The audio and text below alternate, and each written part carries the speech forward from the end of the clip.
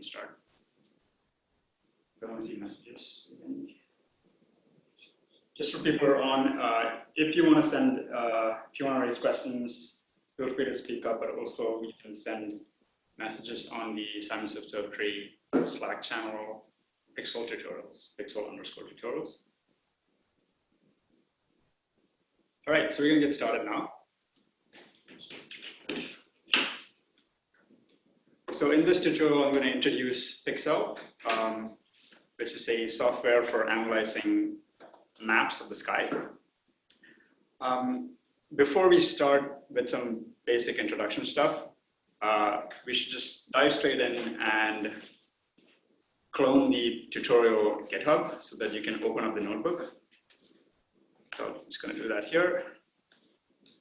So I'll make a directory. Can people see the text in the terminal? Okay, or should I increase the font size? It's a little bit small.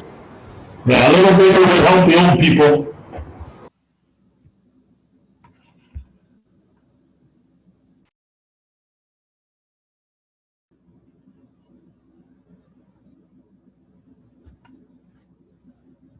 Okay.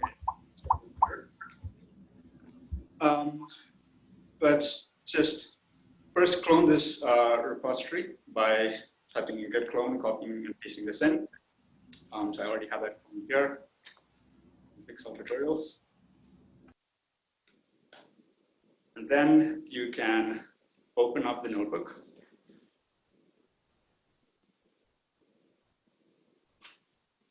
And if you already had this directory, make sure to git pull so that it gets updated. All right.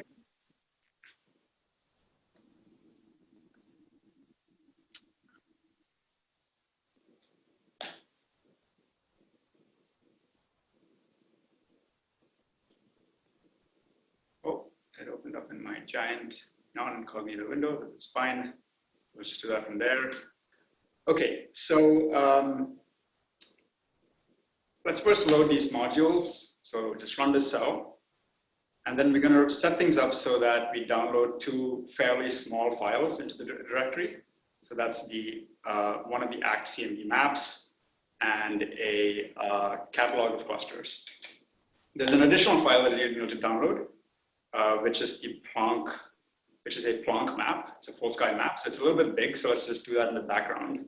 So you can go to the terminal, open another one.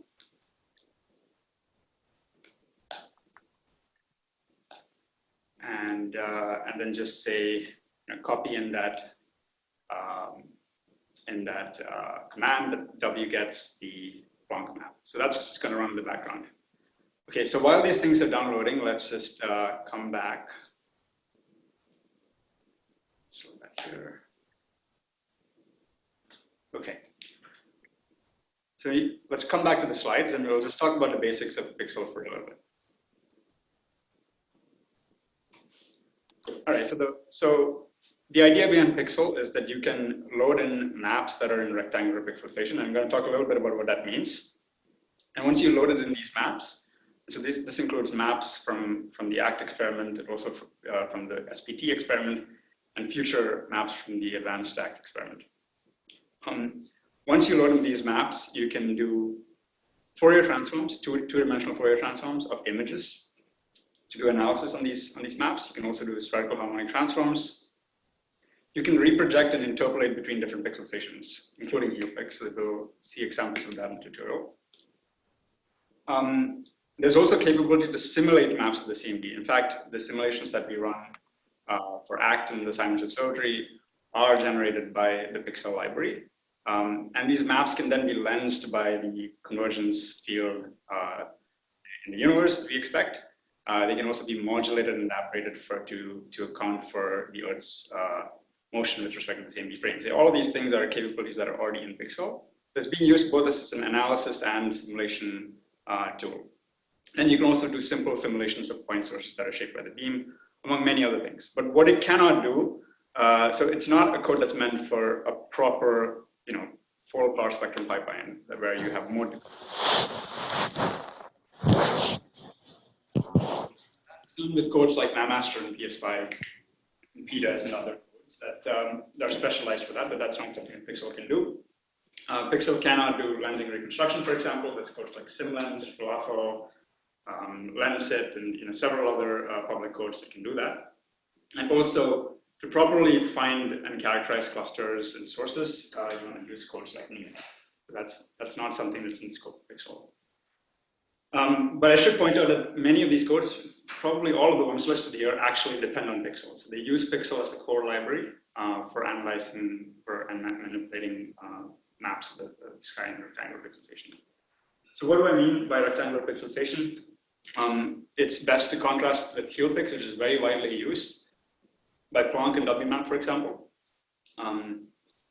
So the HealPix pixelization is a scheme for mapping equal area divisions of the sky onto a one-dimensional array, right? So anytime you observe the sky, which is a sphere, you want to map it and analyze it. If you want to map it and analyze it, you want to represent it in pixels in computer memory. HealPix does this by dividing the sky into equal area divisions and mapping it into one-dimensional array. So what I mean by rectangular pixelization is any scheme that maps the sky into a two-dimensional array with rectangular pixels. So these rectangular pixelizations are widely used in geophysics and astronomy, including in ACT and SPT, CMB maps. And there's many different ways to do it. So with HealPix, there's just a few different schemes like nested and ring and at different possible resolutions. But with rectangular pixelization, there's a whole ecosystem of different possible ways to do it that corresponds to different projections of the sky. So here I'm showing, for example, just a schematic representation of mapping the sky into a cylindrical projection, then pixelizing it in a two-dimensional array. So each of these pixelizations have their pros and cons. We won't debate them here, but I'm obviously going to subtly sneak in some of my biases during these notebook sessions. But I'll just point out that HealPix maps, there's an excellent Python package called HealPy, which can be used to analyze them. And so you can kind of think of Pixell as an analog of HealPy for analyzing rectangular pixelization maps. One important thing to note that you're probably already familiar with is that these different pixelizations are unified by the World Coordinate System standard. So just a really quick summary of what that means. It's a standard that defines certain key value pairs that tell you how, like once it's in the header of a file, different software can use that information to understand how you should be able to map the pixel index in a 2D grid to a sky coordinate or back. And that's all the information that you need to analyze a map and make physical inferences from it, right? So you're laying out what the projection is, what the pixel width is, what the reference pixel is, etc. And once you have that information in, you can map between pixel indices and sky coordinates, and that's all you need to do everything you would want to do with the map. I do want to, point out a misconception that I've widely seen, which is completely wrong. Rectangular pixelization is not, in any way a flat sky representation. So this is again because of the point that I just made that you have all of the information you need in this pixel index to sky coordinate on the sphere transformation that's embedded in the WCS. So both HealPix and rectangular pixelization have their information preserving up to pixel averaging that maps sky coordinates to memory locations. The fact that rectangular pixelization is laying it out in a 2D grid does not in any way make it flat sky representation. HealPix lays it out in one dimension, so that retro would be even flatter, right? Whether or not you make a flat sky approximation depends on the details of what you do with those pixels. If, for example, you use Fourier transforms, which are defined on a Cartesian grid, instead of spherical harmonics, and that's the point at which you made a flat sky approximation. That's one possible place that you could make a flat sky approximation. But in general, rectangular pixelization maps can be analyzed with spherical harmonics. In fact, there are advantages for using rectangular pixelization when you're doing calculating spherical harmonics.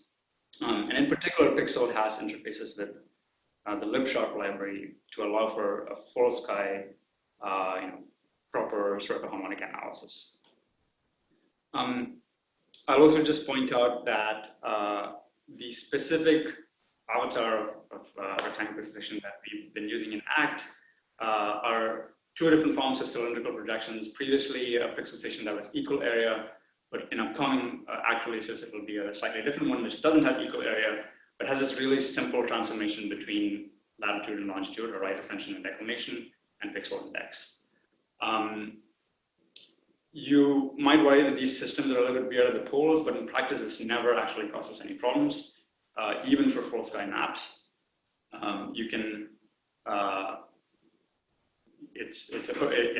there's no issues in analyzing full sky maps, even in these projections, even though, technically speaking, in this projection, I think the pixel area approaches 0 as you go to the poles.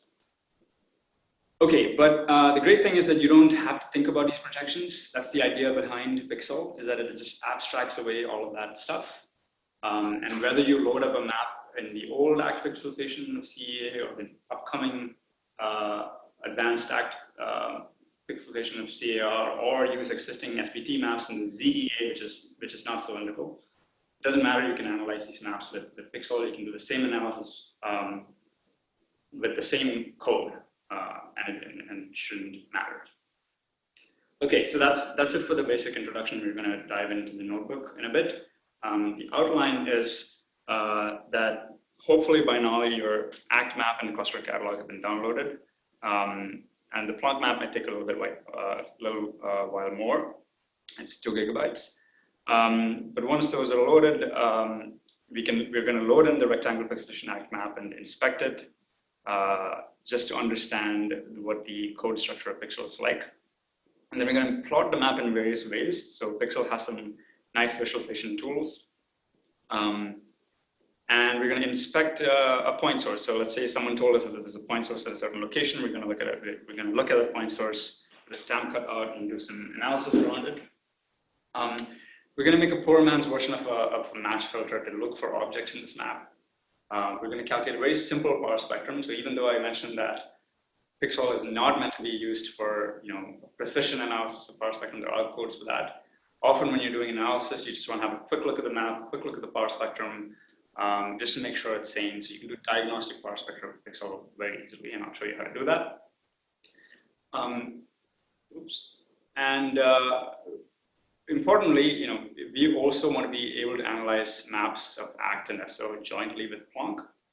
So those maps are in HealPix, but you can easily reproject those maps to the ACT pixelization and then, for example, cross-correlate in comparative theory, which we'll also do. We're going to write some code today to stack on the ACT clusters in one of these public maps. If there's time, we'll maybe try and do spherical harmonics live, and maybe also look into making mass.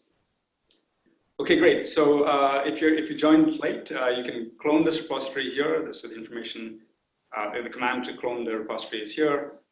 CD into the directory and open it up in Jupyter. And so we'll just switch to the notebook, but I'll take questions if there are any.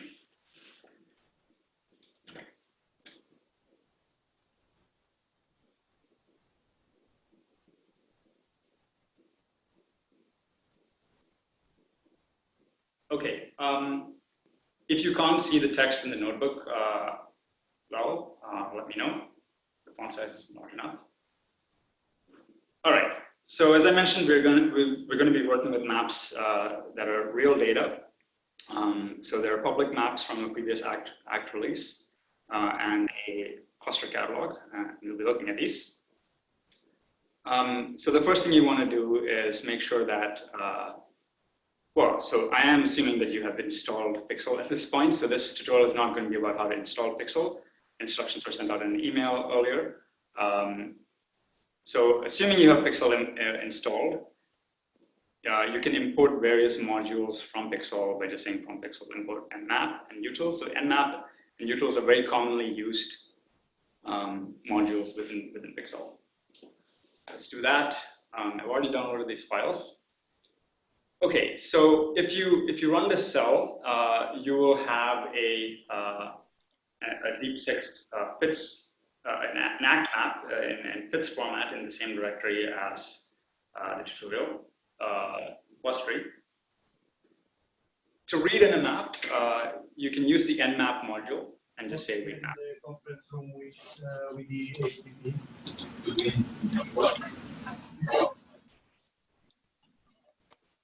Okay, so what this does is it opens up the FITS file, looks in the FITS headers, and then loads in a map.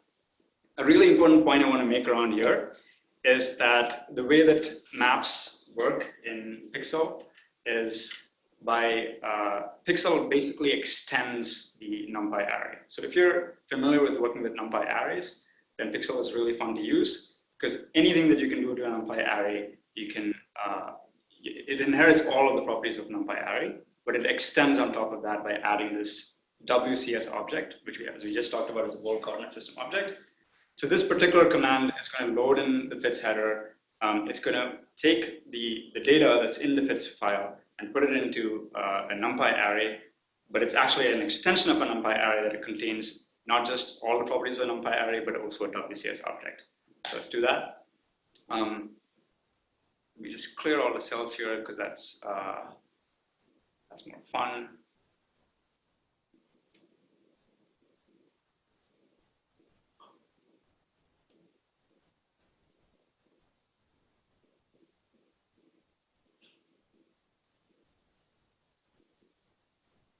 Yeah, if anyone knows how to clear the outputs of a IPython notebook, you should speak up right now, because that's what I'm trying to do.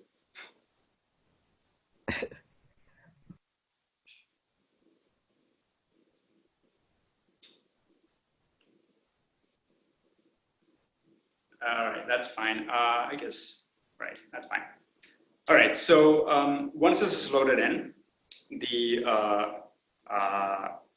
we're going to print out the shape and D type or data type of this NumPy array, and you can see it's a two-dimensional array with shape 1505 and 3521, which means that there's 1,505 pixels along the Y direction and 3,521 along the X direction, and this is the most basic structure that you can have in an ND map, which is an extension of a NumPy array. We should have at least two dimensions, and the two rightmost axes, those when you're using this for maps of the sky, they represent celestial coordinates, and what they map onto depend on the coordinate system that's in the maps. But almost always you're going to be using the equatorial coordinate system for maps from ground-based observatories. And in that case, the y-axis here corresponds to the declination direction, and the x-axis here corresponds to the right ascension direction. Okay, so this is telling me that this at least it has properties of NumPy array that has so many pixels in the declination and right ascension direction, and has a data type of so it's a 64-bit float. But that doesn't tell me where it's on the sky. But that's exactly why there's this WCS object that's attached to the FITS file, which, unlike a regular NumPy array, this particular ND map has it. This just prints out a summary of what projection system it is, and with the various WCS headers that tell you how to map sky coordinates to pixel coordinates. And again, the advantage of Pixel is that you typically don't have to worry about what these different WCS keys mean. All of the functions in Pixel are meant to kind of like just encapsulate that information and abstract it away, and then you can get, for example, this particular function in Pixel in the module nmap called box gives you the bounding box of a map that has a particular shape in WCS. And a recurring theme when you're using maps with Pixel is this pair of properties, shape and WCS. Okay, so shape tells you, which is what we just saw, how many pixels there are in each direction. So that's the shape of a NumPy array. And the WCS is the object that contains the information about mapping between pixel and sky coordinates. And even if you don't have a map in hand, just these two objects, the shape, that's a tuple, and WCS, which is an AstroPy WCS object, those two things are enough to tell you most things about the map that don't have to do with the data in the map, right? So for example, if I knew the shape and WCS of some map, in this case, those properties belong to this particular object that we just loaded, I can get the bounding box of that map, right? So the default units within Pixell are in radians. So I can divide by degrees here. So there's units in the utilities module for Pixell that let me convert between units. I can also convert between units by doing, for example, just numpy radians to degree, or multiplying by 180 over pi, for example. So there's just 3 different ways of doing it. Once you do it, you'll see this bounding box array that's returned. And interpreting this requires you to remember a certain convention that Pixell uses for many of these kind of box properties, which is that the bounding box has this convention. The first row is the declination and right ascension of one corner, and the second row is the declination and right ascension of another corner. So in this case, this means that the map has a bounding box that goes from -10 degrees to 1 degree. So it straddles the equator. And then it goes from 48 right ascension to 19 right ascension. You'll notice that it's going in the negative RA direction because that's how the sky looks when you're looking at the sky from Earth, right? So right ascension is going towards the left. Great. So that's one example of like a property of the map that you can get by using SWCS information. You can go into the documentation and into the actual code to look through the different possibilities for all the kind of properties you can get about the map. But next, let's try and just plot this map. So to plot the map, the obvious thing you can do with a 2-dimensional image, which is what this array is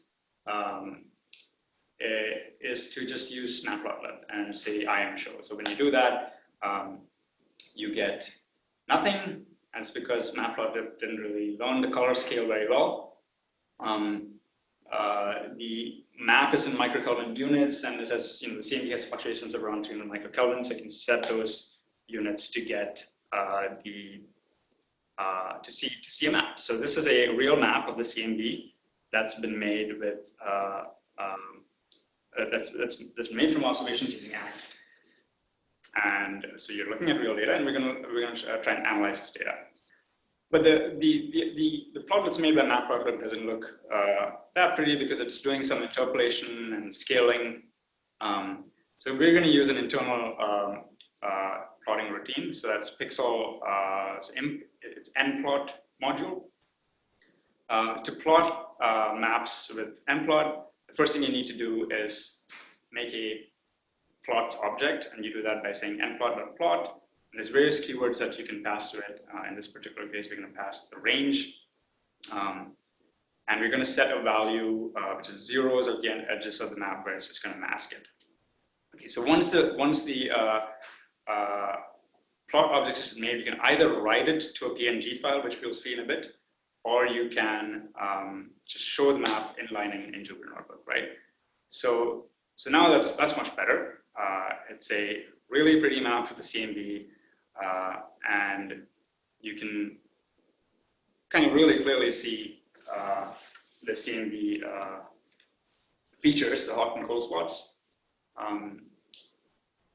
But if you wanted to zoom into this map and just like poke around and look around it, it's not particularly useful to do it from a Jupyter Notebook.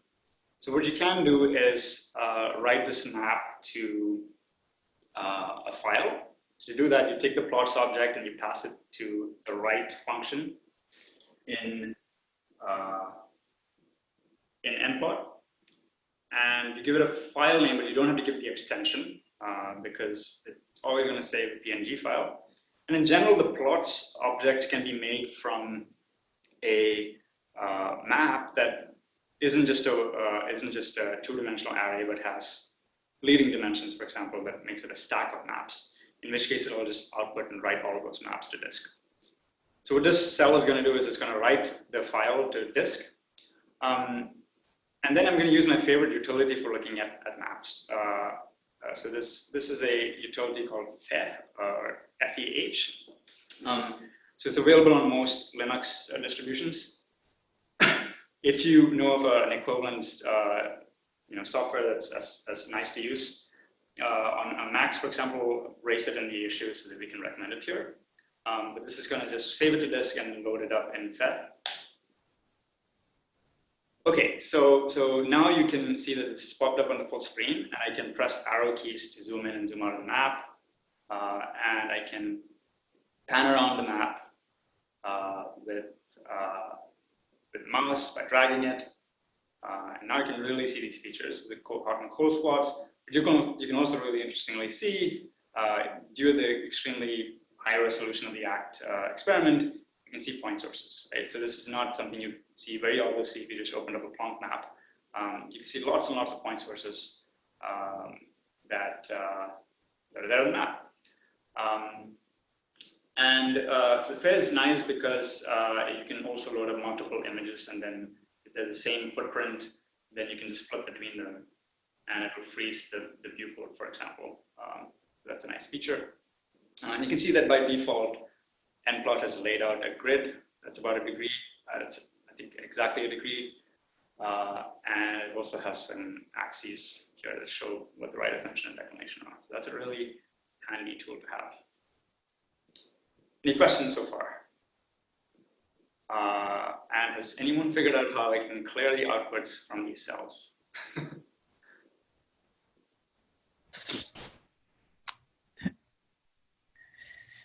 Not me.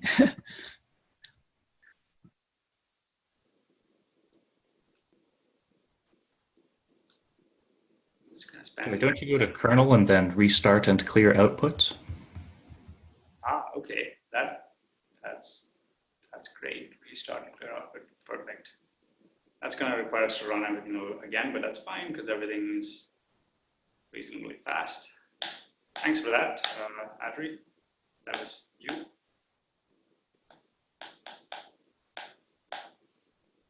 Great.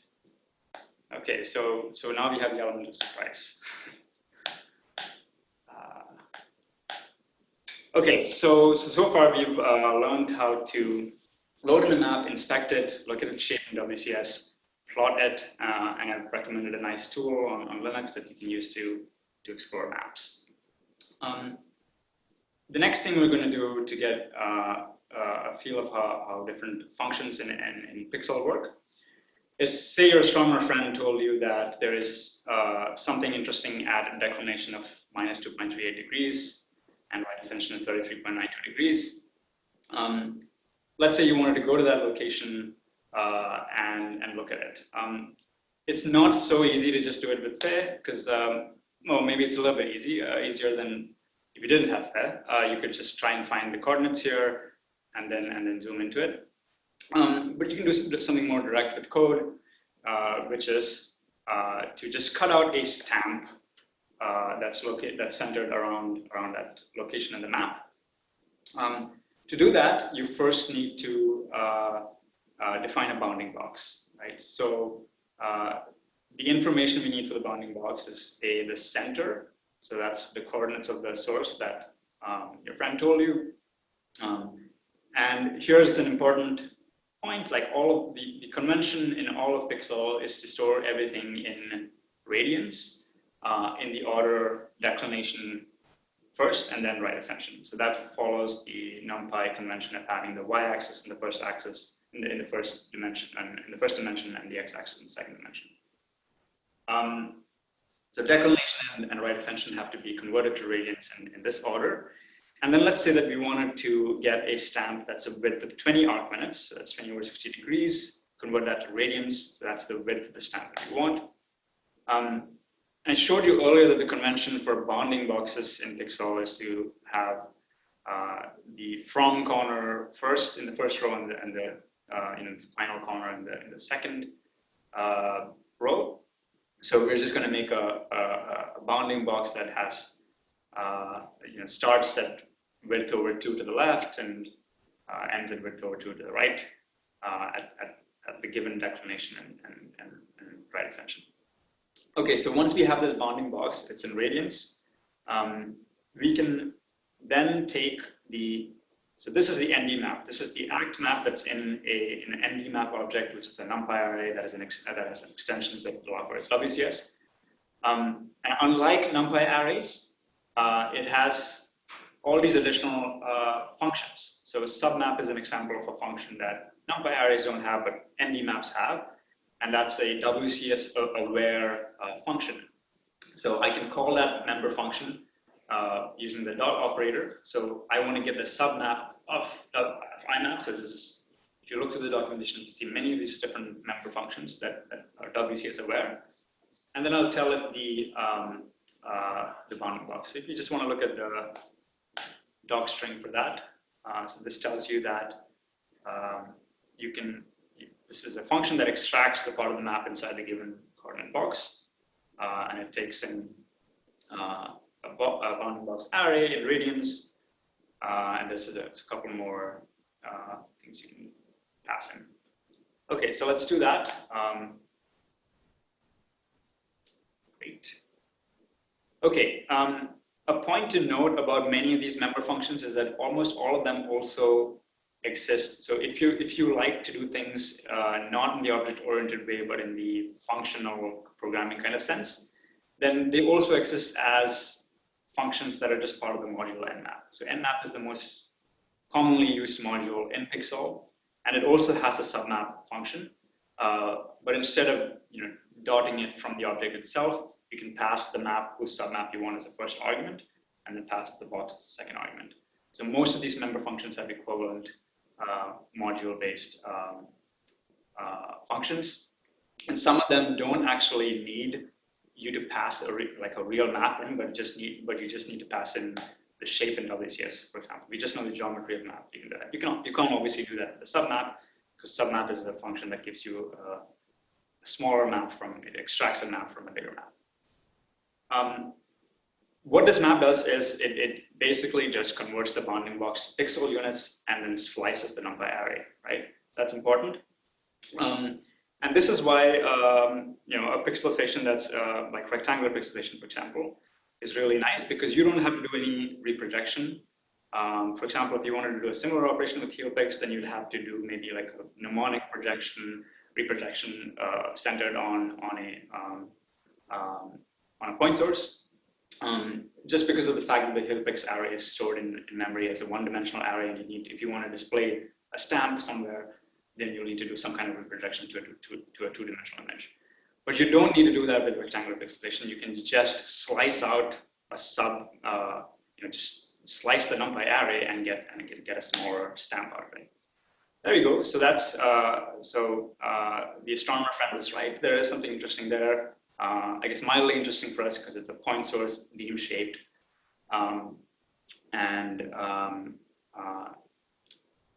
okay, so let's see what else we can see with this stamp. So now that you've taken a submap of the bigger map, you've returned a stamp ND map, which is again an ND map that's an extension of a NumPy array, and you can see that it has similar properties as the bigger map. It has a shape and it has a WCS, but the shape is now smaller because it's a submap, and the WCS is now different because it's a different location in the sky. It doesn't have the same span as the original map. I'll just note an interesting point here is that this WCS is in a very rigid sense equivalent to the previous WCS. So this is a point that you'll get used to once you've used Pixel quite a bit, which is that just like different pixelization, if you change the pixel size, for example, then the WCS is no longer equivalent, right? Because if you want to go from one to another, you have to do some kind of interpolation. But this particular WCS is in a very real sense, it's equivalent to the original WCS, which is that you can just, if you start with a map that has this WCS, then you can always pad it with an integer number of pixels to get back to the original WCS. And that's a nice property to have, because if you want to go from one geometry to another, you don't have to do any interpolation. You can just pad with zeros, for example. Okay, so that's just a subtle point that you'll become more familiar with later. But you don't, if you wanted to insert a a stamp into the map at this point. For example, you don't need to do any interpolation because it's an equivalent WCS. Okay, so what this cell did was also to just plot this stamp with, instead of doing it with matplotlib, it plotted it with nplot. And unlike the previous case, this is not really a pretty plot. It's very tiny. It's really small. That's because what nplot does, it tries to avoid. I think it completely avoids any form of interpolation, upscaling, or averaging by default. So the actual source is it's just 39 by 40 pixels wide. So that's what it's going to try and show on the screen.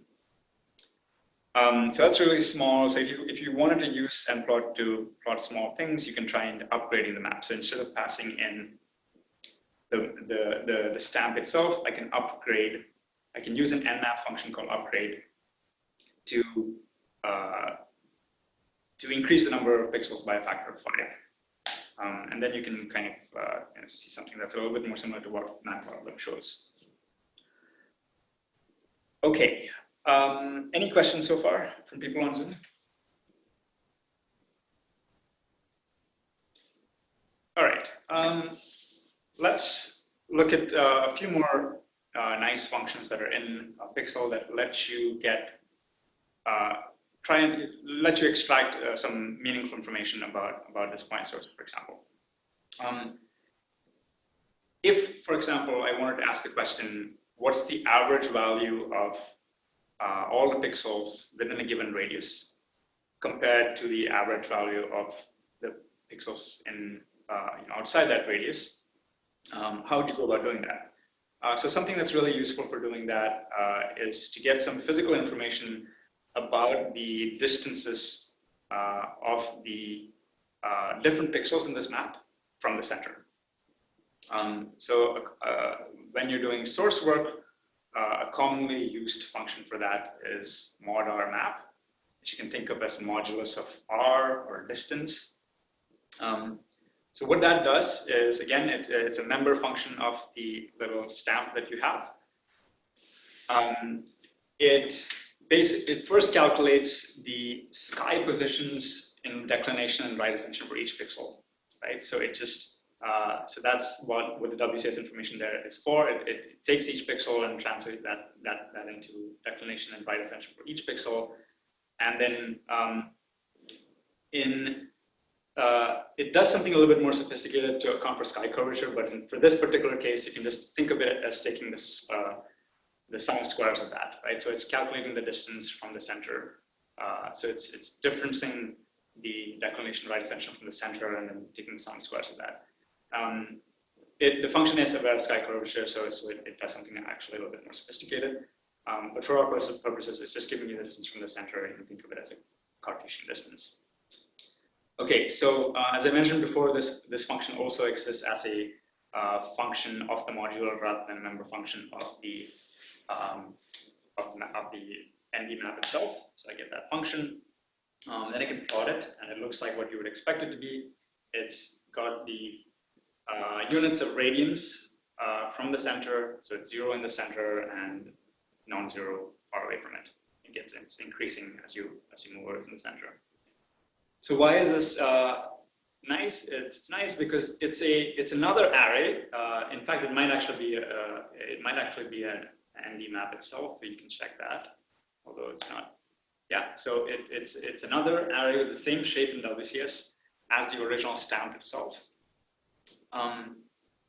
which means that you can use it to select regions in the stamp, right? So if you're familiar with NumPy, you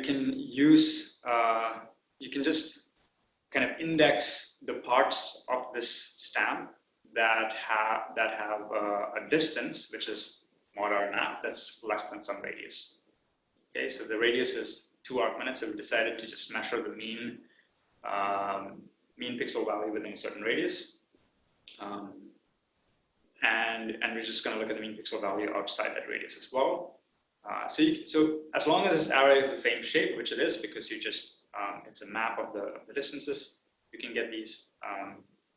You can use it to slice the original stamp, and then you can get flux values. And as you can see here, the flux, or it's not actually flux because it's not in the right units. but it's 10 times larger than the flux inside is 10 times larger than the flux outside. So it's clearly a point source there. I don't need to tell you that because you can see it. But this is just to point out that you can use these kind of objects to do quantitative analysis with ND maps. And it's nice to know that you did all of this without ever having to think about things like the width of the pixel, right? Or where it is, or how to convert between a pixel index and a sky coordinate. So that's Pixell's job. Okay, so here's a few other examples of how to use Pixell for manipulating these maps. Previously, I used the box function to extract a smaller map from a bigger map. In order to do that, you needed to provide something in physical coordinates, which, for reasons that you probably discover on your own, it's not nice to always work with just physical coordinates when you're trying to extract parts of the map, because different people might round it in different ways. Pixel unifies the rounding, but if you tell someone to extract something from this map at this particular with this particular bounding box in physical units, if they're trying to do a precision analysis, they might round off differently, and that can cause confusion. So if you wanted to, for example, just trim the edges of the map, I wouldn't try and do it with some physical coordinates. I would just say, I don't want the first 400. So let's say I didn't want the first 400 pixels in the y direction, and I don't want the last 300. I don't want the first 900 in the right ascension direction, and I don't want the last 1200. You can use, all of the indexing tricks you're familiar with from NumPy to do that. And now we're back working with the big map, by the way. So this is not the stamp anymore, it's the big ACT map. So I can slice it the way I would usually do a NumPy array. And then I can look at its, and then I'm going to compare the shape in WCS of the map that I started out with and the shape in WCS of the map that I ended up with. And the really neat thing is that, again, you didn't have to say anything about WCS or sky coordinates or anything of that sort. When you do a NumPy operation that involves some kind of indexing, the WCS object inside it will automatically adjust, right? So you very rarely have to actually interact with the details of the WCS. So you can see that the map, because I've trimmed the edges, it's become smaller, but the WCS information has also changed because it's a different map.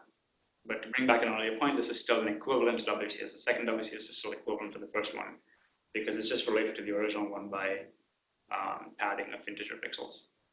Okay, so I can plot the trimmed map. Where I'm going with this is that I want to extract a region of this map that's far away from noisy edges. And then I eventually want to filter it and calculate the sparse spectrum. So that's why I'm showing this in particular. I've sliced off, I've trimmed out the edges far away from the noisy edges. And I plotted it, and it looks reasonably nice. It's very deep in the center, and it gets noisier towards the outside. To make things faster, I'm going to downgrade this map. Okay, so a few points are worth mentioning here. The reason I'm doing this downgrading is just so that things are smaller in memory. I'm not going to do anything high precision with this map.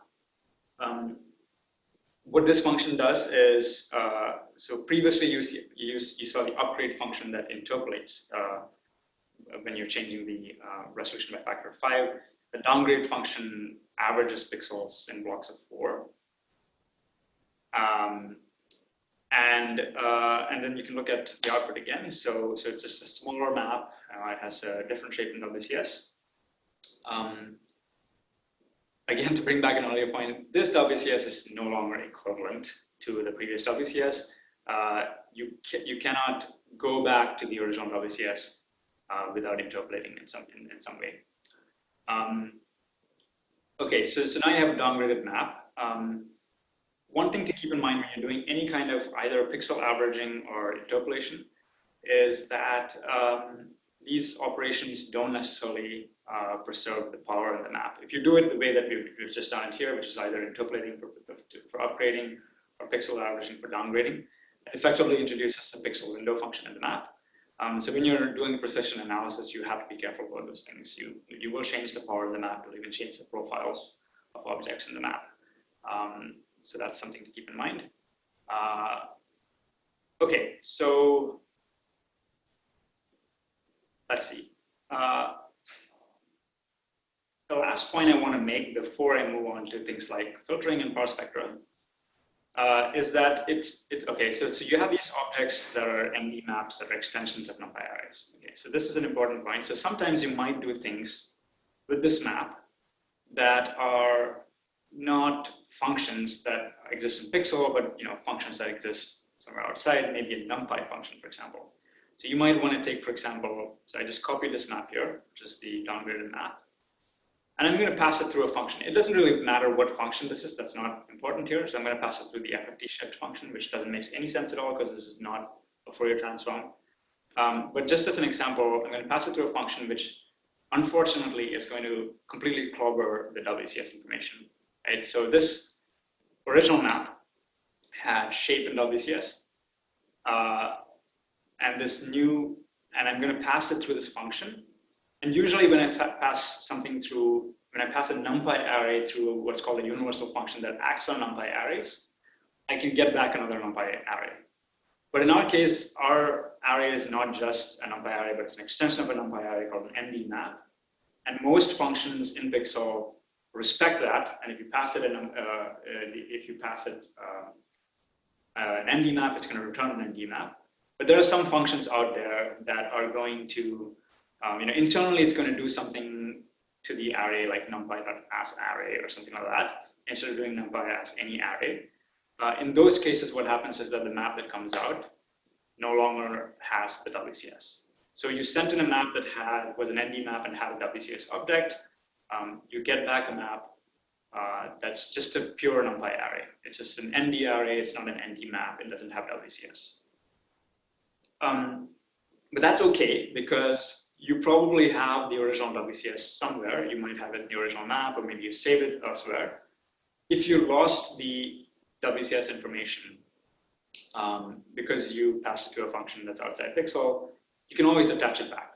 Okay, so you can take the map, and there's many different ways to do it. I can say nmap.sameWCS, which is just telling Pixel, I want to get back this map, nmap, such that it has the same WCS as the map tmap.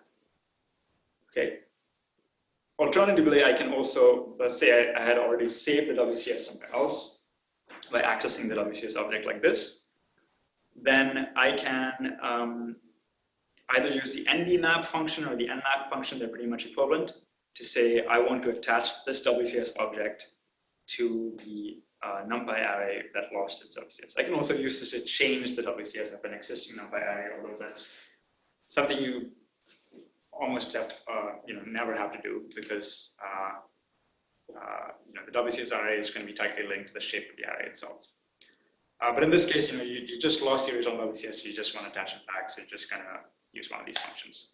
So now all these functions give you back the original array with the original WCS. So that's just a tip to keep in mind. If you lost the WCS somewhere, you can attach it back. Okay, so now we're getting closer to doing something exciting with this map, which is we're going to filter it, and we're going to look at this power spectrum. So hopefully you've looked at tutorials that show you how to analyze maps with FFTs. And you probably learned there is that if you want to take a Fourier transform of something, then it's meaningful when it has a periodic boundary condition. Because our map doesn't have edges that are not periodic, we're going to force that periodicity by apodizing the map, or just constructing a new apodized taper. Okay, so there's a convenience function in nmap called apod. I'm going to pass it an array of ones because that tells me. So what this function actually does is it applies the apodization to the input map, but I just want to get back a map that has the same shape in WCS as the original map, but that's ones everywhere in most places in the map, but that smoothly transitions to zero. So for this, we use we use a cosine appetization that transitions from 1 to 0 using a cosine function. This function needs to know how many pixels this cosine function is going to appetize over. It's going to transition over 40 pixels from 1 to 0. So that's what it's doing here. We've just requested a cosine taper applied to a map that is all ones. So that gives me this appetized taper. I can apply this taper to the CMD map whose Fourier transform I want to take. And you can see that it smooths out the edges. It zeroes out the edges smoothly. So it forces periodicity on one map. Any questions so far?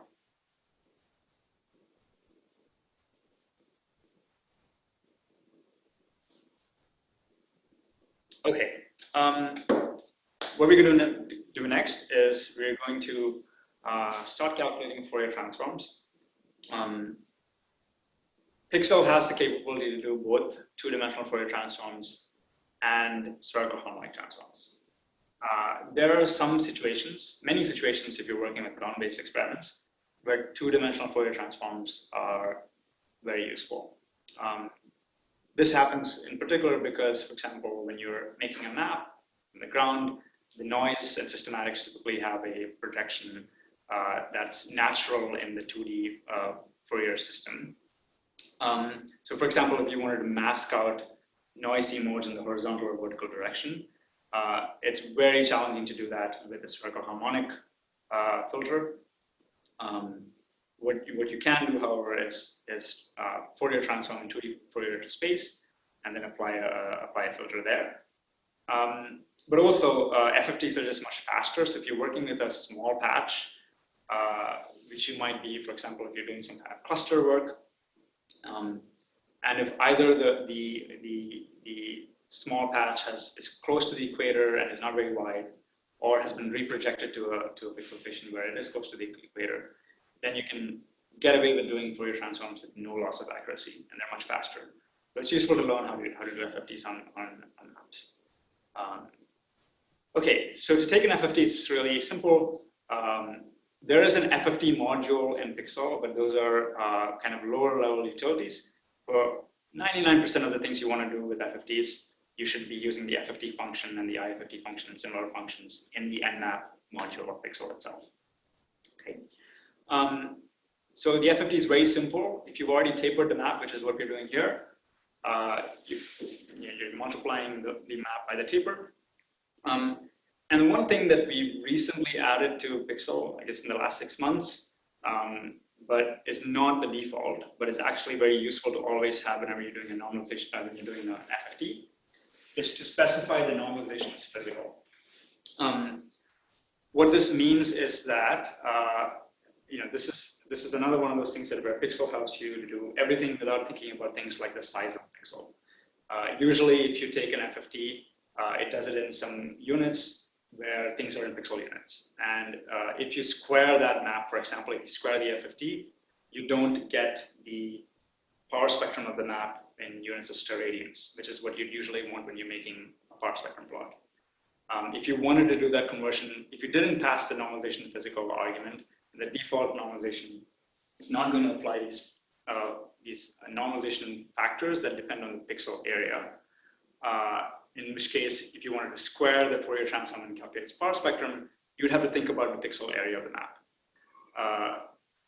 So to avoid that, you can just always get into the habit of saying that you want a physical normalization. The thing to keep in mind is that if you choose a certain normalization, either the default one, which means you're not specifying anything for the normalization, or if you choose the physical normalization. If you want to come back to real space, and by doing an inverse Fourier transform, then you should apply the same normalization. Okay, that's the only thing to keep in mind. So if you're annoyed by the fact that you have to always type, you always have to type this out, then somewhere in the top of your script, you can just have something like,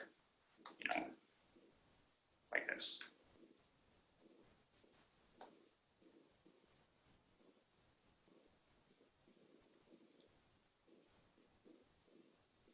Right, so just you can forget about it and then start taking Fourier transforms without the normalization. But you'll have to do the same thing for the inverse Fourier transform as well. So that just ensures that your script has the same normalization for FFTs and inverse Fourier transforms. Okay, so let's see what this Fourier transform looks like. We're doing it in physical normalization, so we can use it for a Fourier transform later. You'll find that, so it's already taken the Fourier transform of this map. That was decently fast because it's a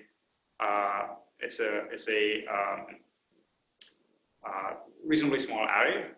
Another thing to keep in mind is that the FFT module, so this is using, so it's using a module from Pixell called the FFT module. If you go to this module, you will see that, let's see, so let me just import this module just to show you. If you're worried about performance, for example, if you want to speed up your FFTs,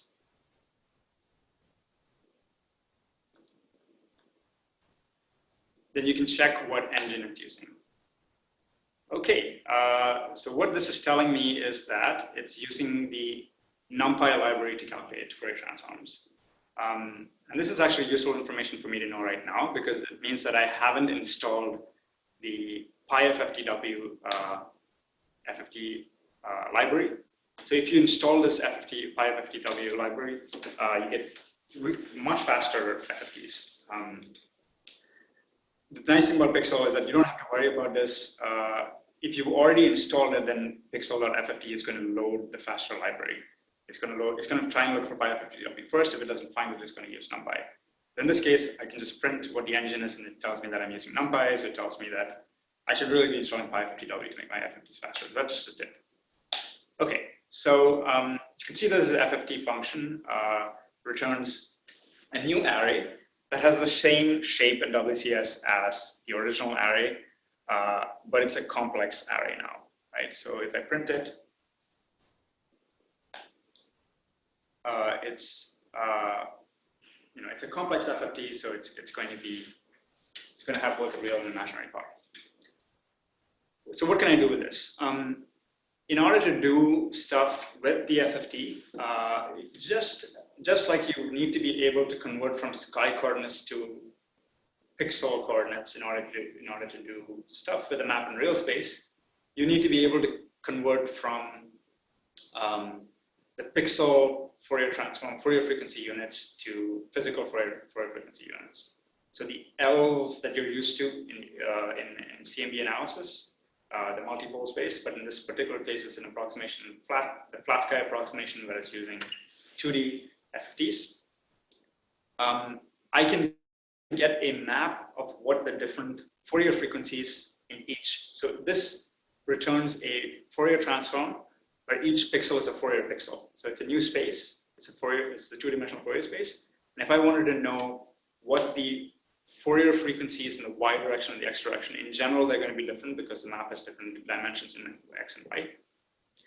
I can get a map that tells me what the Fourier frequency in the y direction in this particular case is for each pixel. So you can see that it's the same along the rows.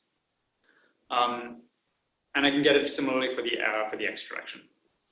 If you're familiar with working with FFTs, you'll remember that the convention is to have positive frequencies starting with 0 first, and then increasing negative frequencies. So that's fine as long as all of these functions are consistent in the way they're using the frequencies. That's totally fine. But it's more intuitive to see it in the shifted space. So you might have done this before with FFTs, where you shift the frequencies such that the 0 is centered. So now you can see the 0 is in the middle here. I want to, again, another tip is that if you're plotting quantities that are in Fourier space, then you typically only want to shift the Fourier frequencies right before plotting. I would not recommend that you actually shift each and every Fourier frequency object that array that's being returned by Pixell, because that's going to be confusing and that's going to be a lot of FFT shift operations. As long as all the functions are using the same FFT frequency convention, this is totally fine. So that's going to be the case with model map as well. So similar to having distances from the center in real space, we can have Fourier frequency magnitudes as a distance from the center. So again, I'm going to plot model map, which is a modulus of the absolute value of the Fourier frequency as its distance from the central frequency, which is 0, which is the mean of the map. And I'm going to plot it in after FFT shifting it. So this model map object is going to be something that you use a lot, especially if you're going to do isotropic operations. So if you're going to apply filters or bin power spectra isotropically, then you're going to know and love model map a lot because you're just going to be using it a lot because that's a core object. So it's an array it's a map that has the same shape as the full map, but it gives you the magnitudes of the Fourier frequencies in each Fourier pixel. Now I can use this to build a simple isotropic filter. Okay, say that I wanted to build a really poor point source finder, like a really unsophisticated point source finder. What I'd want to do is I'd want to go to Fourier space and downweight the large scales because it's going to be dominated by C and D. And I want to downweight the very small scales because it's going to be dominated by instrument noise.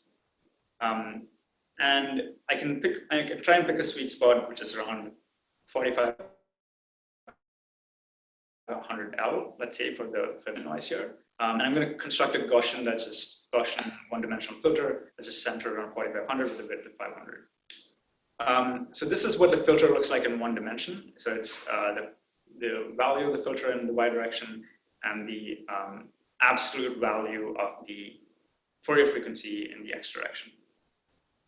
Okay, but I want to apply this to a 2D map, right? So, and I want to use this as an isotropic filter, which means that I need to make a two-dimensional filter that has basically its maximum magnitude in a ring that's centered around L of 4500. So you can do that very simply by taking this one-dimensional filter and then interpolating that onto a grid.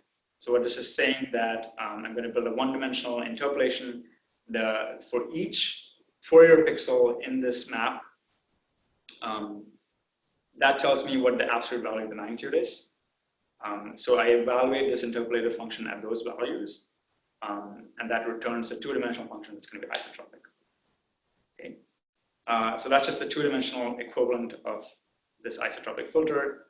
It's a ring centered on L of 4500, the width of 500. You could also evaluate the expression earlier directly on the model map. Yes, you totally can, absolutely. But then that wouldn't show you what it looks like in one dimension. But that's totally true. Yeah, Thanks. it just show that you can do arbitrary math operations and chains of them with the n maps and get an n map out in the end. Yeah, and I also just wanted to show that usually how you're going to start out with some filter that's in one dimension, and it's useful to know how to interpolate that onto two dimensions, right? So that's great. For those of you around, Sigurd Ness wrote 99% of this library, so he's who we should thank for this. Okay, great. So we're going to take this Fourier transform of the map, and we're going to multiply it by this two-dimensional filter that we just made. So that's literally the operation of filtering, which is to Fourier transform the map, multiply it with the two-dimensional filter. And if you then want to look at the filtered map in real space, you have to inverse Fourier transform that map. Remember, you apply the same normalization that you applied for the Fourier transform, which is the physical normalization. And again, if you didn't have this argument here, then you shouldn't have had this argument here. As long as you use the same normalization, it doesn't matter. And once you've taken the inverse Fourier transform, you take its real part, and then you can plot that filter map. And there you go. So you can see that it's a really poor point source finder. It's looking for objects that have some physical scale that corresponds to our 4500, which is a few arc minutes. And that turns out to be those point sources that we saw earlier in the tutorial, right? So these could be point sources, they could be clusters, anything that's roughly beam shaped. It's a few arc minutes wide. The proper way to do this is obviously with a matched filter, but that's beyond the scope of this tutorial. I just wanted to show you how you can apply a filter and look at filtered maps. Okay, so the next thing we want to do is actually calculate the power spectrum of this original map. So we have this nice apodized tapered map here, and we want to calculate this power spectrum and then compare it to theory. Because this is a CMB map, you expect it to have features that look like the CMB. So for that, you don't need to, in this particular case, you're not going to use the filtered map, you're going to use the original Fourier transform. The auto power spectrum of a map is just basically the square of the Fourier transform. So that's the Fourier transform times its conjugate, and then you take its real part. And then you're going to plot this power spectrum. And again, whenever you plot something in Fourier space, you want to FFT shift it to center the zero frequency. Okay, so what you're seeing here is, so you can plot this either with Matplotlib.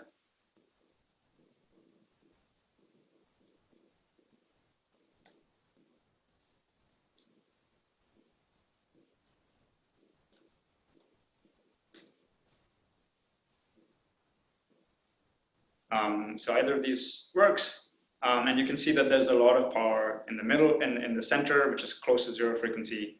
So it's a red power spectrum. Remember, I've log transformed this, so that means this power spectrum is really rapidly falling, and it looks fairly isotropic. That's what you would expect from things like the CMB, which is isotropic on the sky. Some part of the instrument noise is isotropic. Most of the extragalactic photons are all isotropic. But in general, you don't expect this power spectrum to be isotropic. You might see two-dimensional structure. Some of the reasons where you can see two-dimensional structure, if it's not a very deep map, then you're going to see instrument noise is anisotropic near the center. You might have galactic foregrounds if there's a blob, of foregrounds or a string of foregrounds somewhere on the map, and it's going to be anisotropic. And at very large scales, you might have things like down pickup, which can cause the 2D power spectrum to look anisotropic. But this one looks fairly isotropic, which means that to compare this to theory, you want to transform this into a one-dimensional power spectrum. And that means you want to average this power spectrum in annular bins.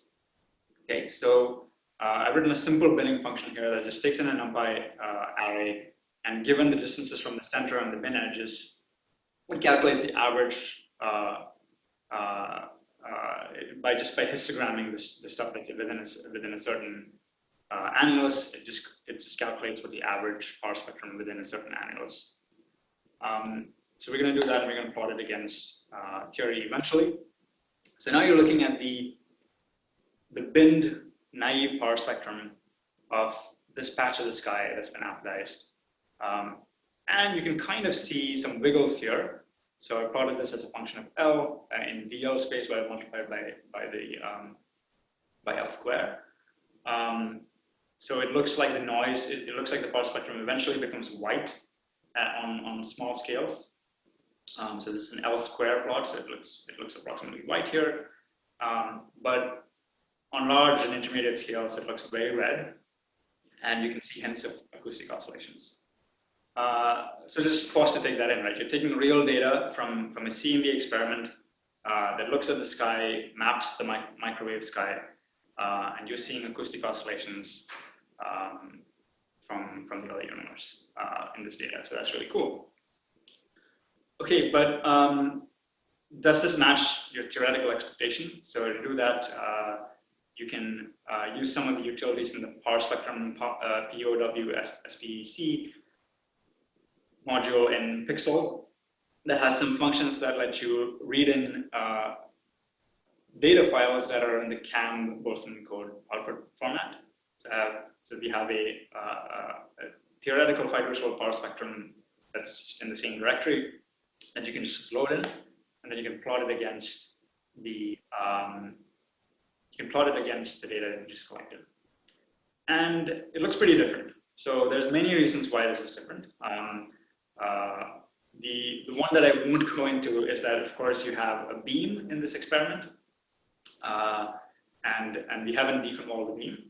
And of course, this is an auto spectrum, so you have noise on small scales. So when you square noise, you're going to get a noise bias. So this is why this is just a diagnostic power spectrum. It's not a proper way of calculating a power spectrum. But the interesting reason I want to spend a little bit of time on why this power spectrum in general is low is because you've applied a taper, right? So what that means is that if you go back to this map, you've, in order to take a Fourier transform and make it periodic, you've essentially zeroed out a fraction of the map. So some fraction of this map has zero power, which means that if you calculate the power spectrum of the map, you're going to get a biased value that's low by some fraction. You can get a simple approximation for what that is by just noting that what the power spectrum effectively does is to kind of square the map. So if I have a map which is a taper that has zeros in some part of in some fraction of the sky, then approximately the mean of the square of that map gives me roughly the scaling correction that I need to divide by in order to bring the power back to the original value. Now you should note that the proper way of doing this is that the mask doesn't just reduce the power spectrum on average, it also couples different modes because you're applying an operation in real space, which couples modes in further space. So what you would really have to do this properly is to calculate, given knowledge of the mask, what that coupling matrix between the different modes is, and then invert that matrix and deconvolve it, which is what the master algorithm does. And so you have codes like NanoMaster, PSPy, and PDIS that are designed to do this properly. This is not in Pixell. If you care about precision analysis, that's what you need to do. But if you just wanted to have quick looks at the map and you just wanted to just make roughly, roughly be sure that this is a reasonable map, then you can just plot this with a correction. That's a lot better, right? So the amplitude agrees a lot better. You can still see the effect of the suppression of the beam, which we haven't deconvolved here, and you can see the noise. But on large scales where the beam is important, you can clearly see these acoustic oscillations in a map that you just downloaded from public data, which is really neat. Okay, so it's 10:15. The remaining things I wanted to talk about are spherical harmonic analysis, which I'll do later if there's time. But I do want to talk a little bit about how you're going to interact with maps that are in a different pixel station, like the Planck maps, the WMAP maps that are in the Hilbert pixel station. And in particular, you might be interested in doing joint analysis of these maps. You might be interested in cross-correlating the Planck map with the ACT map, which we're going to do. And if you have time, we'll also look at stacking, which we'll look at before starting harmonic analysis. Any questions so far?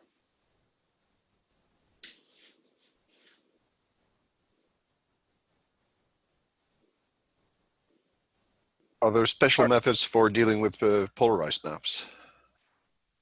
Yes, totally. If you wanted to take, a really important thing that I should add to the next version of this tutorial is that many functions in Pixell are polarization aware, which means that in particular, if you pass to functions that know about polarization, then it thinks of so you can have a NumPy array that has shape, like let's say 100, 100, but if it has a leading dimension of 3, many functions in Pixell will assume that it is an IQU map. And for example, if you use the nmap.map to harmonics function on a map that has that shape, which has a shape of 300, 100, it's going to assume that the first component of this is an intensity map, the second is a Q map, the third is a U map. and then do the polarization rotation that's necessary to transform this into Fourier transforms that give you Fourier transforms of temperature, E-mode polarization, and P-mode polarization. And similarly, when we get if we get spherical harmonics, the same holds for things like curved sky dot map to ALM, just like Hilby does.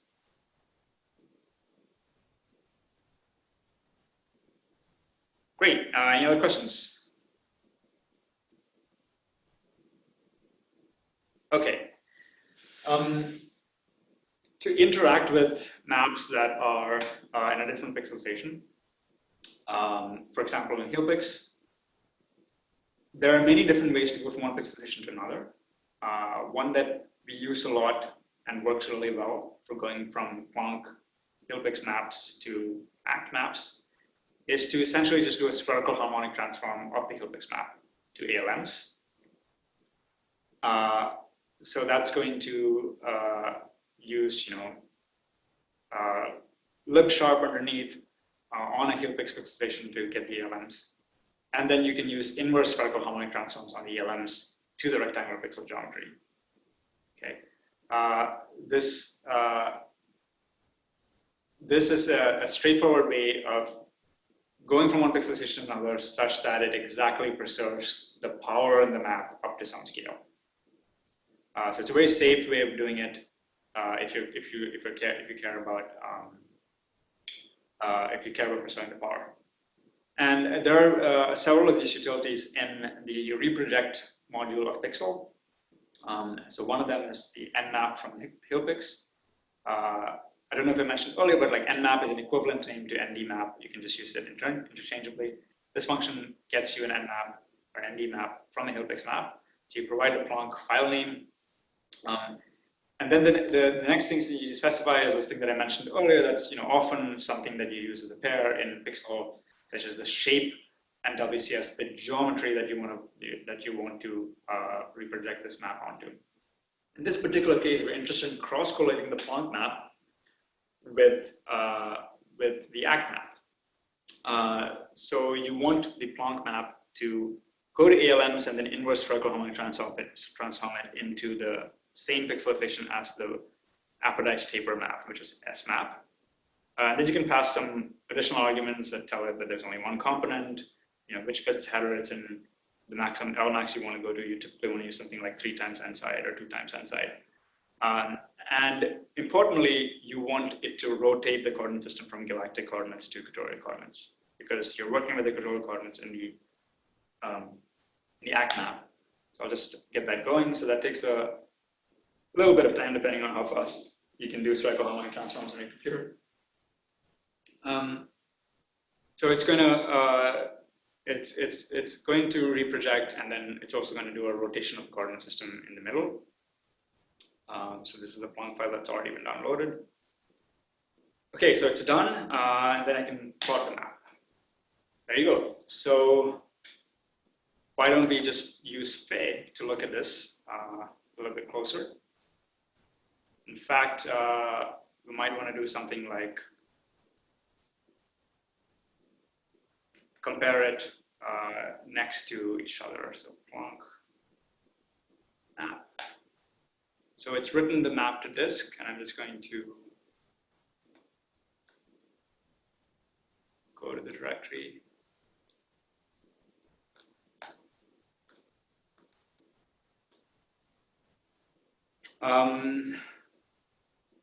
Okay, so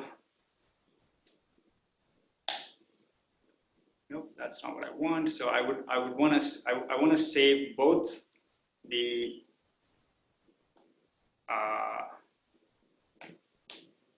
Planck map and the ACT map in the same directory, so I can flip between them with Faye, which is a fun thing to do always. So this is going to be the original apodized taper map. So I've written that. So I'm going to pass this to Faye. So I'm passing both of these PNG files as an argument. And I've set things up. Well, this is pretty low resolution. That's sad, because I've downgraded these maps. but I can freeze the viewport and I can flip between the maps. So what you can see is that you reprojected these to the same area of sky. You can see a really good correspondence between the red spots and the core spots. You're looking at a high resolution ACT map in a small D patch of the sky and a lower resolution Planck map in the same patch of sky. And what's neat is that you can also see really bright point sources in Planck that appear in the same location as ACT. Yeah, so I just wanted to point this out that it's really nice to have a utility like Faye where you can just pass in a bunch of maps and freeze the viewport and flip through them and look at correspondence. So that's something that's very useful for visualization. Now that we know that these maps are in the same region, we expect them to cross-correlate, right? So we saw correspondence by eye, so we expect them to cross-correlate. And the proper way to take a cross-correlation is to take a Fourier transform of both maps. So in this case, I'm going to take the Planck map, I'm going to multiply it by the same taper, and then convert it to microkelvin units because it's by default in Kelvin. Apply the same normalization. And this time I'm calculating a cross-bar spectrum, which means I'm going to not square a particular Fourier transform map, but cross, I'm going to take the product of the two Fourier transforms, so I did two different maps. I'm going to apply the same W2 correction that we saw earlier, and I'm going to bin it with the bin which I saw earlier. Okay, so that's cool, right? So the blue points are the auto spectrum of the ACT map that we saw earlier. The orange points are the cross correlations. So you're looking for the correlation between the Planck map and the ACT map. And you can see really good correspondence on very large scales. It's not going to be perfect correspondence because there's a small amount of noise bias on these large scales, the beams are slightly different, etc. But, and of course you haven't done the proper mode decoupling calculation that you need to do. But on large scales, yeah, you're seeing the same modes that Planck saw, and you can verify that quantitatively with a crossbar spectrum. You can see that the orange points and the blue points are very different on intermediate and small scales. And that's for two reasons. One is that the crossbar spectrum doesn't have a noise bias, so this is just fluctuating around zero because the noise in Planck and ACT are not correlated. And the other is that Planck and ACT have a different beam. So here you're seeing the ACT beam squared, here you're seeing the ACT beam times the Planck beam. You haven't made an effort to deconvolve the beams. Okay, cool. Any questions on that so far?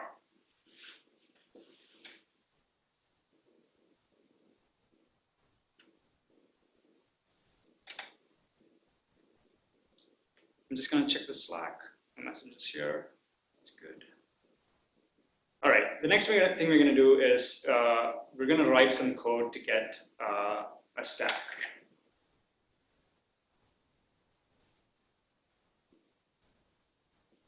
I'm just checking the Zoom chat to see any messages. I see some people suggested stuff for clearing the outputs. That's helpful. Okay, let's continue. All right, so what we're going to do is, so we have this ACT map, that's a CMD.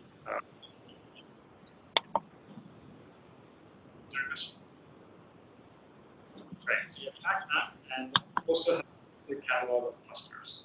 These are thermal SC clusters.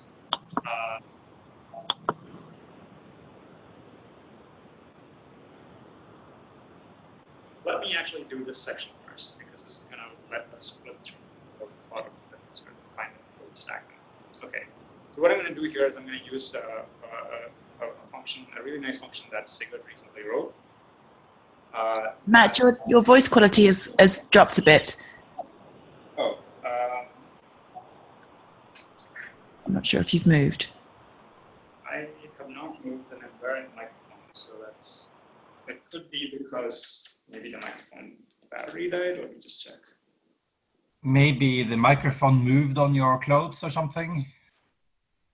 There were some clicking sounds before the sound quality fell, as if somebody had moved the microphone. Yeah, it might be that the battery is low. No, somebody unmuted, so that's what happened. Oh, is it better now? Yeah, it's fine now. Oh, great. Okay, so that's just someone unmuting. Cool. Okay, before we go to stack on actual clusters, I'm just going to show you a function that allows you to make a mask from a list of sources. So what we have here is, so I'm going to first load, okay, so we have an error. That's not good. So it's not opening this fits file, possibly because.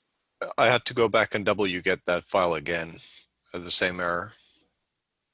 Interesting. Wonder what happened. Let's see why.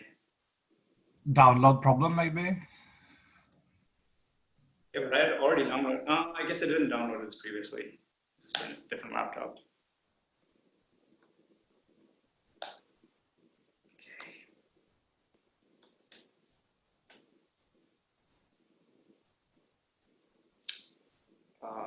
Act 4 2016 lensing. Is that the right place for this catalog to be in?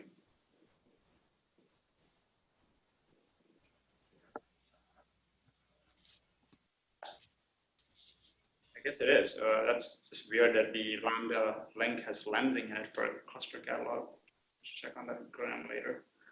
Anyway, okay, so this catalog is probably fine now. No, it's not fine. You'll have to delete the old one.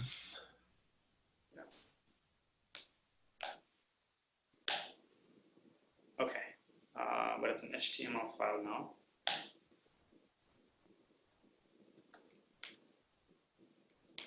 Yeah, I guess that didn't work out of the box. Sorry about that. Okay, great. So now we have a catalog of write extension and declination of clusters. Before we stack on this, I'm just going to use this mask function that Sigurd recently wrote that basically, given the shape and WCS of the map, it calculates a distance from source from a given list of locations. Okay, so it's the list of locations is this catalog that's been converted to radians, and I want to find all points that are at a radius that's greater than 5 arc minutes from the list of locations that's in here. So it's a really neat function, because what that means is that if it gives me that distance as a map, then I can just do a Boolean operation now to say that I want all distances that are greater than r, which is the distance that I want to mask at, and that will that will make a mask where it's ones where there are where it's ones everywhere else, but zeros where there are objects. So that's a nice way to just plot objects, for example. Okay, so what I've done here is I've also plotted the actual map and the mask next to each other. And I've only downgraded by a factor of 2, so this should be a prettier plot, hopefully. So I'm going to use fair again on it. Okay, so it's not the best color scale for this comparison, but this is the original map, and this is the mask. Okay, so Matt Hilton and others have run Cluster Finder on the full catalog, on the full set of maps. So you can see that these clusters were found not just in the Deep 6 region, but also in regions that are slightly outside it, because you also had observations in the Deep 5-6 region, which is a larger area that's outside. But you can see that this clustering of clusters here, not necessarily because of clustering clusters, but because it's a deeper map and there's more, we have better selection here.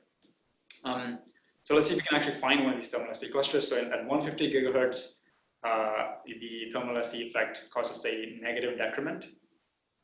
So can you spot any bright negative decrements where these mask locations? I can see one here, for example. It's probably not the best one. So this location here, Matt says there's a cluster there, and you can kind of see a little bit of decrement. It's not the best color scale for this. I think there's a much brighter one here that I just found by eye without having to look at the mask. That cluster over here, you can see a slight negative decrement there. So, there's a very good correspondence between this catalog and the negative decrements, because that's how Cluster Finder works. It looks for SC profile shaped negative decrements at 150 gigahertz. Okay, so Yeah, that the only problems with color scales, I almost always specify the color range myself, so I know how to interpret the scale. yeah. I mean, by default, it has something that's always better than Matplotlib. But let's see, what range should we use here? 300, 200? No, I would do 500 probably. Well, seems like it worked. Yeah, that's reasonably good.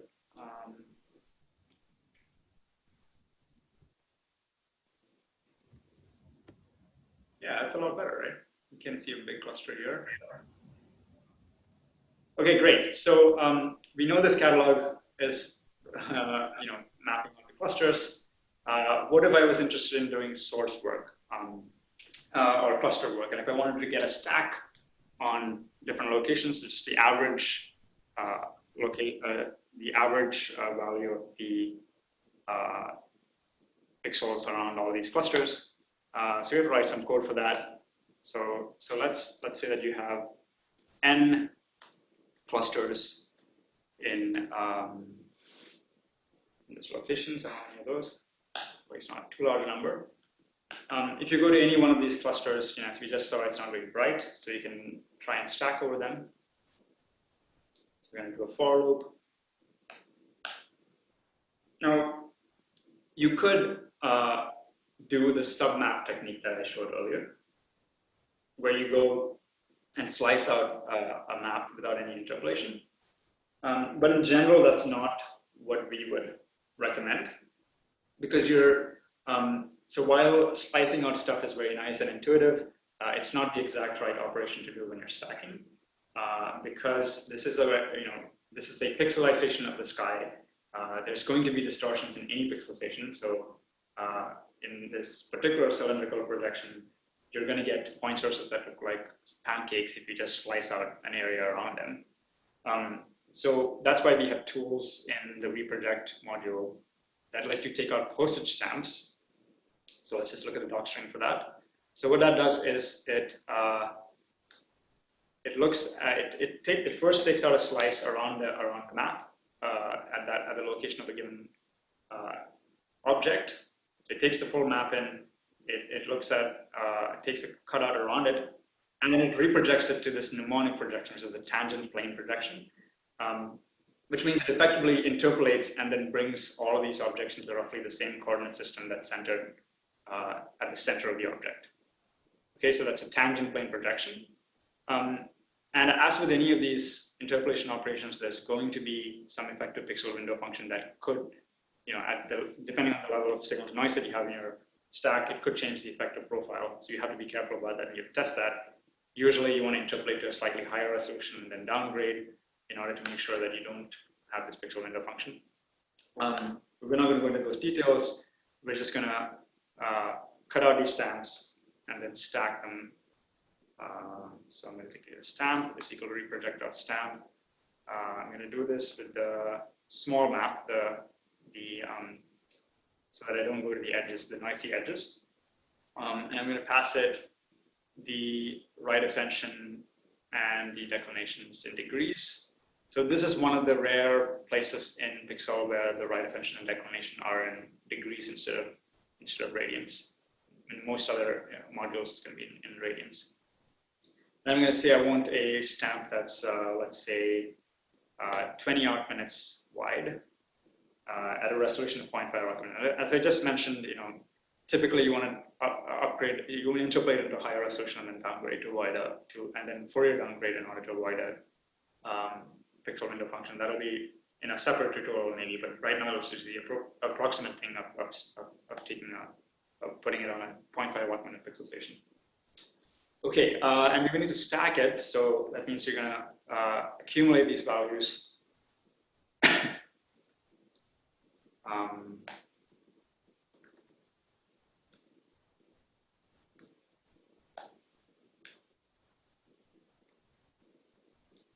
Take its average.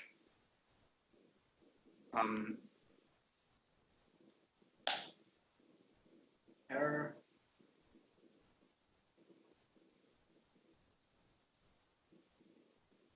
Okay, let's look at this. Let's just debug this. Let's map our shape. It might also be that, so if the stamp is not found in the map, then it's going to return none. So you want to avoid stacking nones.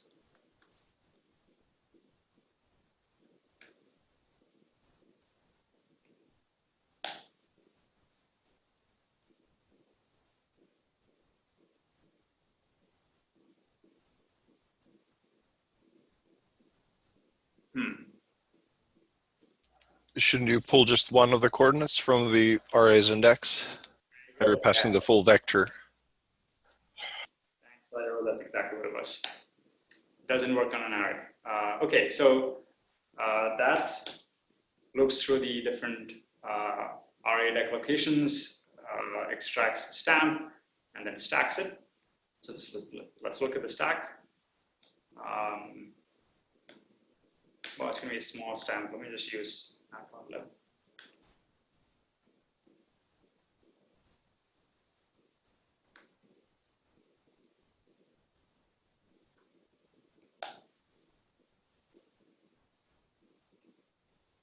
Yeah, so it's okay. So this particular function is also aware of polarization. So if the input map was an IQU map, for example, it would do the proper polarization rotation necessary to account for sky curvature. So that's why it's returning us the stack is actually the stamp shape is an extra dimension because it's yes, it's the last one is a none, but it's got an extra dimension. So let's only take the first element, which is the only one. But that only works if you don't pass in none. So let's do this here. That should be good. That's a perpetuity array, and there you go. So you've gone to a location of all the clusters that are in this region in this deep 6 map. And while you couldn't necessarily confirm that all those are clusters by looking at it because you're not using a proper cluster finder, then you stack on it by reprojecting each cutout around it to a tangent plane projection and then averaging. You can clearly see the signal as a very high signal to noise. You can see a nice negative decrement that corresponds to the thermal SC from galaxy clusters. And then you can use the MODR map and all those things we learned earlier to take, for example, profiles and make physical inferences about these objects. Okay, so that's all I wanted to show for stacking, and kind of covered masking. And so there's some time left over, I guess 20 minutes to talk about either spherical harmonic analysis or just generally take questions and, does Pixell do this kind of questions from people if you have questions.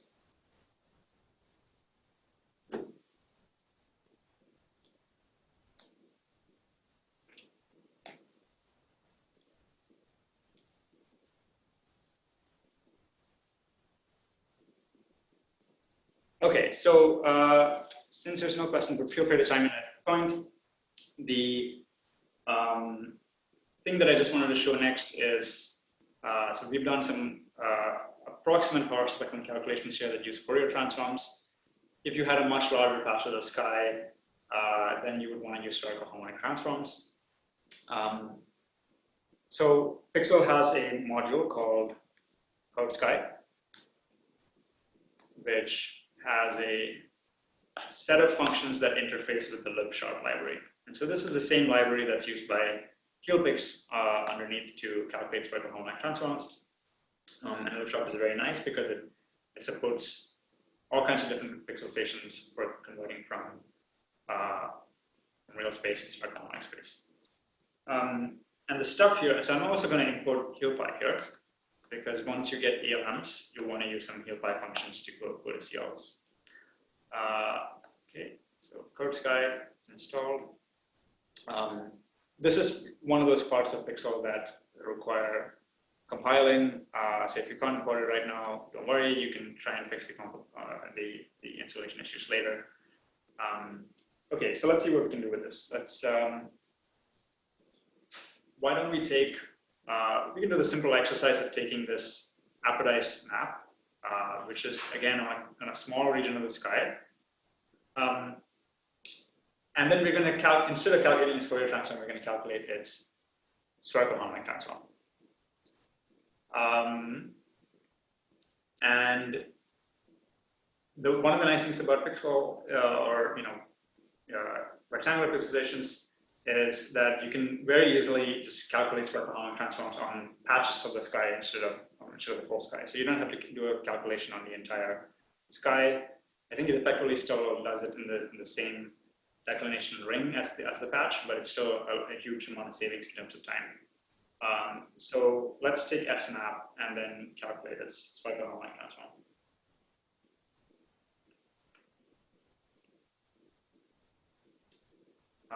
And really the only thing I need to pass to this is the L max. So let's say that we want to go to 6,000.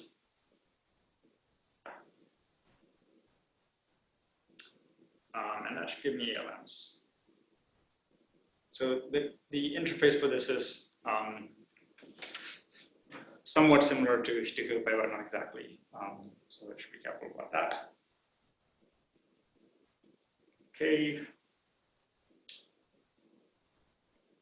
Okay. So in this case, it's complaining that it's not a cylindrical layout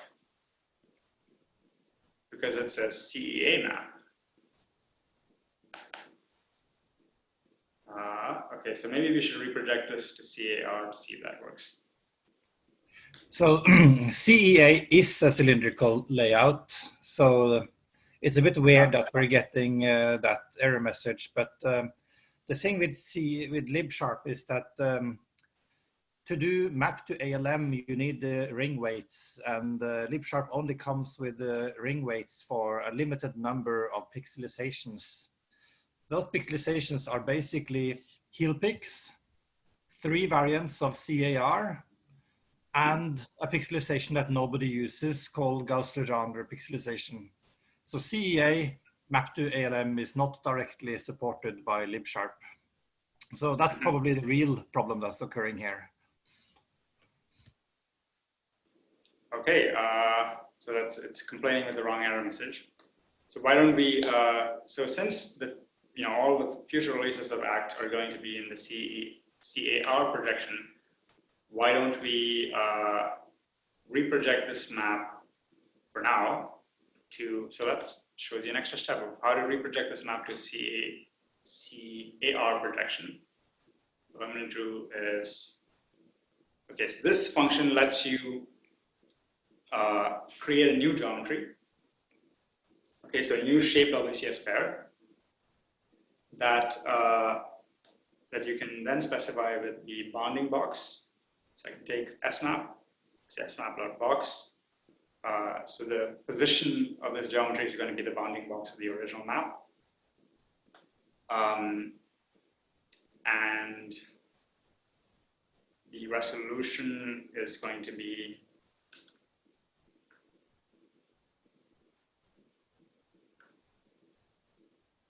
.5 arc minutes, and the projection is going to be CAR. Okay, good. So typically you need to be careful about how you do this, but in this case you can project.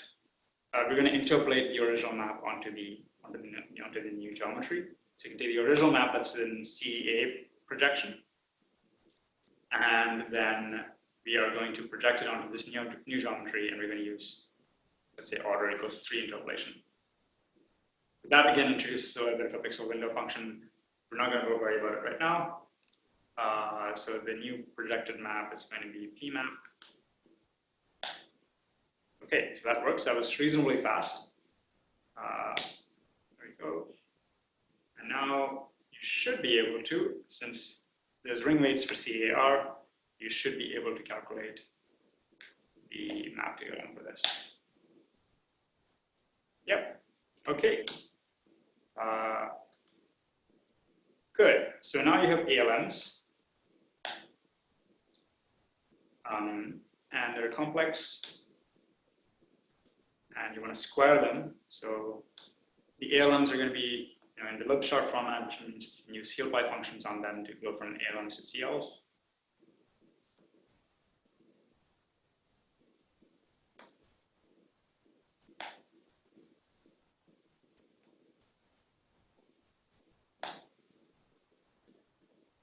Okay, so let's plot this against what we had earlier. And we're not going to get perfect agreement again because we have to think about our good old friend, the W factors that tell you, oops, I've overwritten one of these variables, ls, so let me just make that again.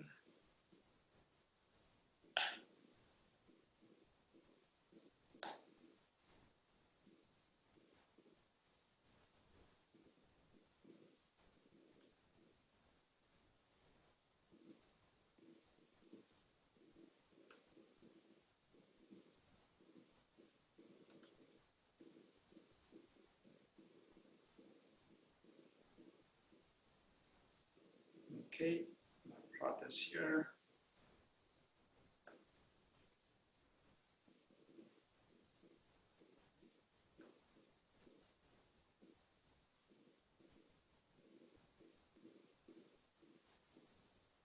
Well, it's going to be pretty noisy, and it has the wrong W factor. Okay, so the W factor, so this is because you've calculated the spherical harmonic transform on a fraction of the sky, and the rest of the sky is masked, so you have to apply a W factor for that. Let's try and think of what that might be.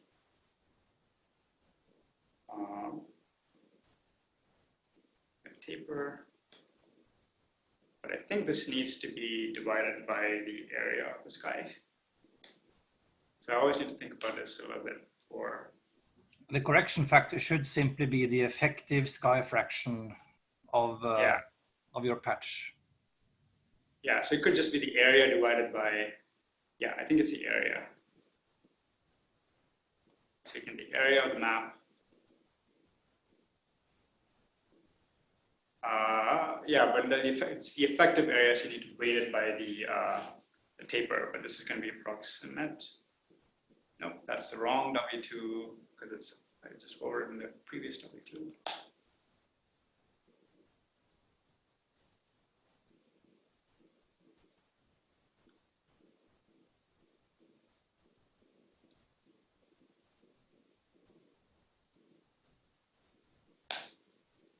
Okay, so that's reasonably accurate. In reality, you have to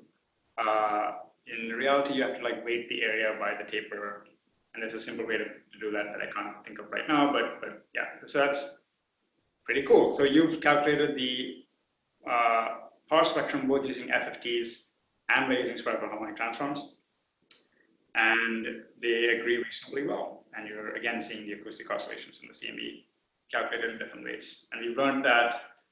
I guess we learned that libchart doesn't have ring weights for the old active pixelization, but the upcoming maps in CAR, you can easily calculate the harmonic transform of that, and then do power spectra with it. Wonderful. Yeah, one thing that would be nice if somebody knows how to do it is to add the ring weights for other pixelizations. Currently, we just support the ones that are out of the box in libsharp. I should say ring weights are only needed for the map to ALM direction. ALM to map is supported for any pixelization that has that can be expressed as equispaced rows of pixels. So equispaced in the horizontal direction, but arbitrary spacing in the vertical direction. So ALM to map is much more general than map to ALM because of the ring weights. Mm-hmm.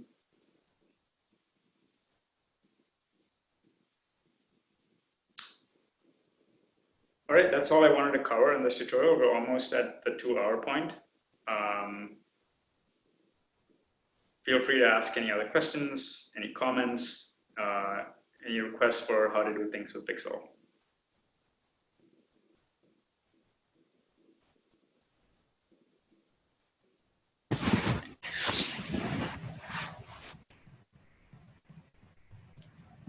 It's very useful, Matt. Thank you. Thanks. Yes, thank you indeed.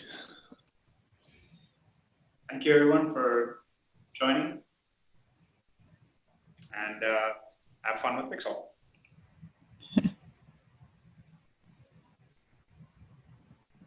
Bye. Bye. Okay, goodbye. Thank you. Thanks. Bye. Bye. Bye.